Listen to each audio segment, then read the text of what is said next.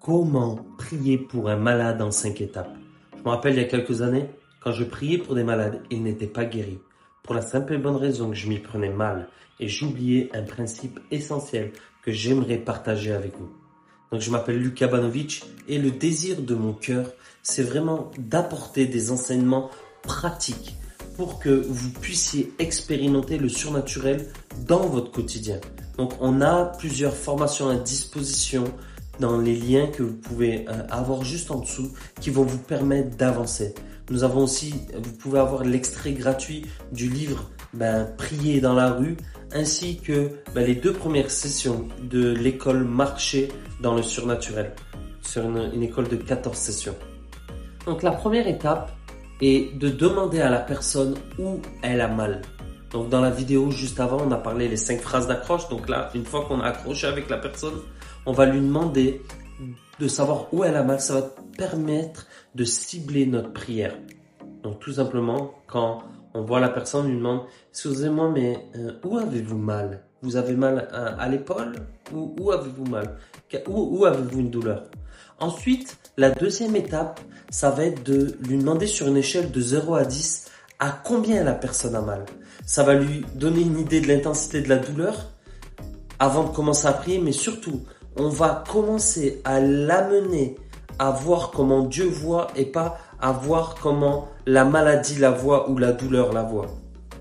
Donc, on lui demande tout simplement sur une échelle de 0 à 10 à combien avez-vous mal. Et là, la troisième étape, ça va être une étape importante, c'est de demander la permission de poser les mains sur la personne pour prier. Faites une prière courte, 10 secondes, max 30 secondes. Ne soyez pas religieux. Oh Seigneur mon Dieu, bénis-la. Soyez pas religieux, soyez saint. Posez la main en faisant une courte prière. Au nom de Jésus, je l'ordonne, sois guéri. Pourquoi je vous dis au nom de Jésus et je l'ordonne? Ou au nom de Jésus, que ton genou soit guéri maintenant. Il faut prendre autorité quand nous prions. Ça va être une clé très importante. Prenez autorité quand vous priez pour les personnes. Pour la simple et bonne raison que Jésus nous a dit de ne pas prier pour les malades, mais de les guérir. Donc vous imposez la main et vous dites, maintenant, dans le nom de Jésus, je commande à l'épaule d'être guérie, au cancer de partir, aux yeux de voir maintenant. Et c'est hyper important. Prenez autorité. La quatrième étape, et là ça va être la clé essentielle. La Bible dit que or sans la foi, nul ne puis lui être agréable, car Dieu est le rémunérateur de ceux qui le cherchent. Un jour, Dieu m'a dit, remplace par la foi par la prise de risque. Et là, ça va être notre ingrédient essentiel. Et ce pourquoi on va voir des maladies partir, des aveugles voir, des sourds entendre. Car Jésus nous a pas demandé de prier pour les malades, mais de les guérir. Donc ça nécessite, une fois qu'on a prié pour eux, de mettre notre foi à l'action, en faisant faire quelque chose que la personne ne pouvait pas, si c'est possible. On peut pas voir un cancer de nos propres yeux, il faut qu'elle aille voir le médecin. Dans tous les cas, on encourage souvent les personnes à aller voir un médecin pour qu'ils soient des témoins aussi pour les médecins. La médecine n'est pas quelque chose qui va aller à l'encontre de ce que nous faisons. Justement, elle va venir approuver ce que nous faisons. Donc, la personne, une fois que vous avez prié pour elle, par exemple, dans le nom de Jésus, on commande, vous allez lui dire, vas-y, teste. C'est hyper important. Après avoir prié, vous encouragez la personne à tester et essayer de faire quelque chose qu'elle ne pouvait pas faire avant.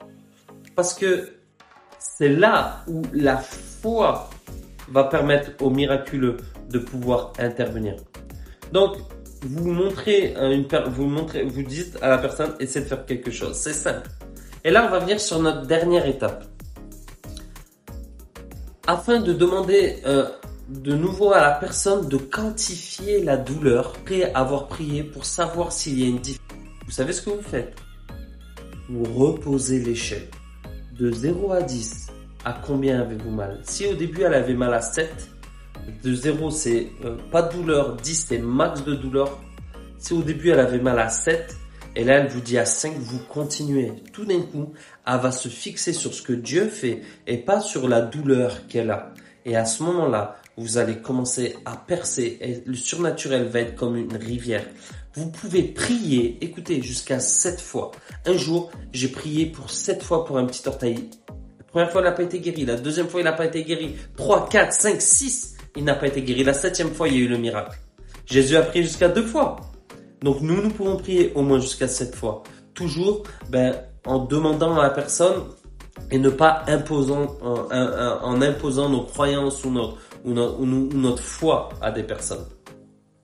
Donc vous pouvez à chaque étape vraiment être guidé par le Saint-Esprit. Donc au début ça va être chronologique, vous allez le faire et après vous allez être habitué et vous allez commencer en fait à bouger dans la guérison. Vous allez commencer à entendre le Saint-Esprit et vous allez pouvoir aller plus loin ou après l'avoir prié et qu'elle soit guérie, il y a des étapes. C'est qu'est-ce qu'on fait avec cette personne.